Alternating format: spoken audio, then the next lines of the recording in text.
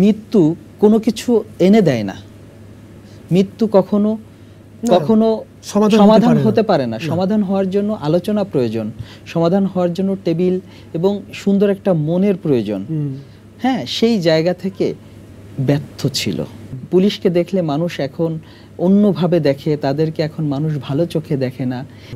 সোহাগ ভাই, এই পুরো প্রক্রিয়াটার মধ্যে আপনার পরিবারও সাফার করেছে, আমরা জানি, তারাও নিরাপত্তাহীনতার মধ্যে ছিল। আসলে আমার ওয়াইফ তখন হচ্ছে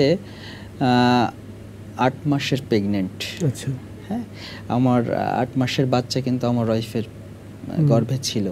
তো আমি কিন্তু তখন আমার পরিবারের দিকে খেয়াল করিনি। আমি কিন্তু তখন এই নিউজের পিছনে আপনি আপনার দায়িত্ব পালনে ব্যস্ত ছিলাম। এবং আমি বলবো যে রাত 11টার দিকেও কিন্তু আমি বাসা থেকে বের হয়ে গেছি যাত্রাবাড়িতে।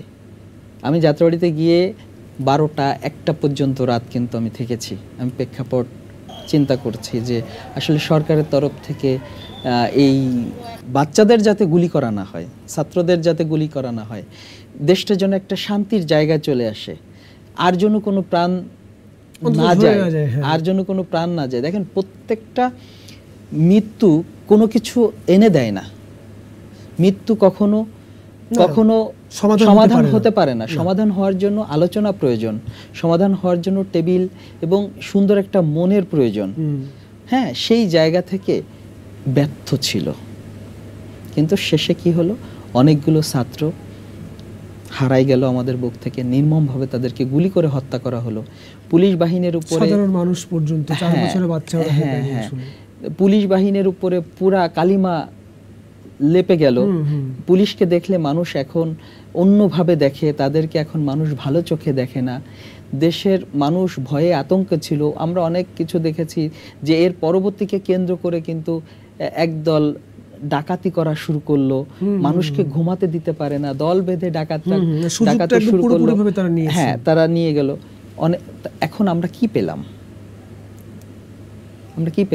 এখন আপনি গিয়ে দেখেন যে সমস্ত শিক্ষার্থী মারা গেছে, যারা মারা গেছে তাদের পরিবারে গিয়ে দেখেন, আর যারা আহত হয়েছে তাদের কাছে গিয়ে দেখেন, যারা আহত হয়েছে তাদের কাছে গিয়ে দেখেন যে তারা কতটা দুঃসহভাবে জীবন কাটাচ্ছে। অনেকের পা নেই, অনেকের চোখ নেই, অনেকে এখনো কিন্তু বাজে অবস্থার ভিতরে আছে, পঙ্গু হয়ে আছে, চিকিৎসা হচ্ছে না। হ্যাঁ, তাদের এই শরীরের ভিতরে যে স্প্লিন্টার ঢুকে আছে, তার যে যন্ত্রণাগুলো আপনি খুব কাছ থেকে গিয়ে দেখেন। কি হলো, একটা সিদ্ধান্তে কত ঘটনাগুলো, কত দেশের কত তাজা প্রাণ চলে গেল। এটা আসলে কাম্য ছিল না আমাদের। যাই হোক, আমরা অনুষ্ঠানের একেবারে শেষের দিকে চলে এসেছি।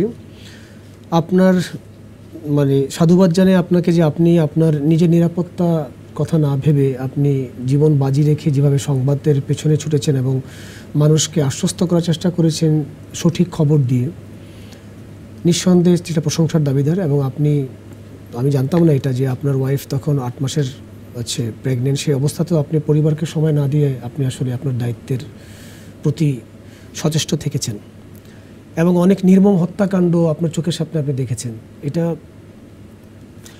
এটা আপনি কিভাবে আসলে ওই সময়গুলো কাটিয়েছেন সেটা আমি শিহরিত হচ্ছি। আমি শুনেই আমার ভীষণ রকমভাবে কষ্ট হচ্ছে, খারাপ লাগছে। আপনি তো সচক্ষে সেগুলো দেখেছেন।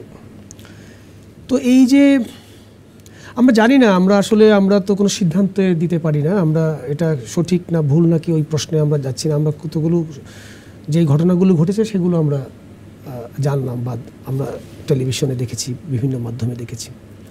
এখন যে বাংলাদেশটা তৈরি হলো, এইটাকে আপনি কিভাবে দেখেন?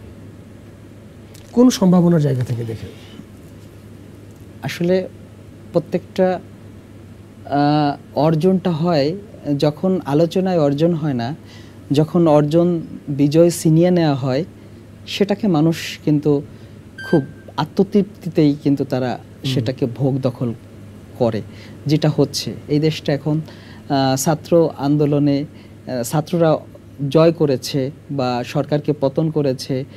তো সেই জায়গা থেকে এখন যে যা কিছু হচ্ছে, ছাত্ররা উপদেষ্টা পরিষদেও কিন্তু আছে, একটা অন্তর্বর্তীকালীন সরকার রয়েছে, তো এত বড় একটা ঘটনার পরে যেহেতু পুলিশের কিন্তু অনেক রদবদল হয়েছে, অনেক পুলিশ কিন্তু এখনো সব sector-এ, যোগদান করতে পারেনি, প্রত্যেকটা সেক্টরে কিন্তু রদবদল হয়েছে, রদবদল করা হয়েছে। তো এই রদবদলকে কেন্দ্র করে দেশটা চলতে গেলে তো আরো সময় লাগবে। এদিকে বিভিন্ন কোনো একটা রাজনীতি দলের তাদের কোনো আবির্ভাব দেখা যাচ্ছে না, আরেকটি রাজনীতি দল তারা কিন্তু নির্বাচিত সরকার চাচ্ছে। এরপরে তো আরো কত ধরনের ঘটনা, আরো আন্দোলন কিন্তু প্রতিনিয়ত হচ্ছে। আপনি একটা শিক্ষা প্রতিষ্ঠান থেকে শুরু করে বাজার পর্যন্ত সমস্ত জায়গায় কিন্তু পরিবর্তন হয়েছে, সমস্ত জায়গায় পরিবর্তন হয়েছে। দেশটা প্রথম দিকে যেভাবে শুরু হয়েছিল, এর ভিতরে দেখেন বাজারের ঊর্ধ্বগতি, সেখানে কিন্তু সাধারণ মানুষ কিন্তু আরেকটা চ্যালেঞ্জের উপর কিন্তু তারা চলে গেছে। হ্যাঁ, এই আন্দোলনকে ঘিরে কিন্তু অনেক যারা আগের ব্যবসায়ী ছিল তারা তো নেই। হ্যাঁ, অনেক রদবদল হয়েছে। মানে আমরা কি তাহলে বলতে পারি যে আমরা একটি সম্ভাবনাময় বাংলাদেশ চিন্তা করতে পারি বা আমরা সেই আশা দেখতে পাচ্ছি? এর জন্য হচ্ছে দেশকে ভালোবাসতে হবে। অবশ্যই। আপনি যদি দেশকে ভালো না বেসে ব্যক্তিগতভাবে নিজেকে ভালোবাসেন, নিজের পরিবারকে ভালোবাসেন, তাহলে এই দেশ সম্ভাবনার দিকে যাবে না। আপনাকে পরিবারকে যেমন ভালোবাসেন, পরিবারের সাথে সাথে দেশকে ভালোবাসতে হবে, মনে করতে হবে এই দেশ আমাদের। যার যার যতটুক জায়গা আছে দেশকে ভালোবাসার, সেই জায়গাগুলো থাকতে হবে এবং দুর্নীতি করা যাবে না। সেই জায়গাগুলো নিজ জায়গা থেকে তার সঠিকভাবে নিজের কাজটা করতে পারলে দেশপ্রেম, আমরা সেখান থেকে দেশের একটা সবাই এরকম জায়গাগুলো থাকি, সম্ভাবনা দেখা যাবে।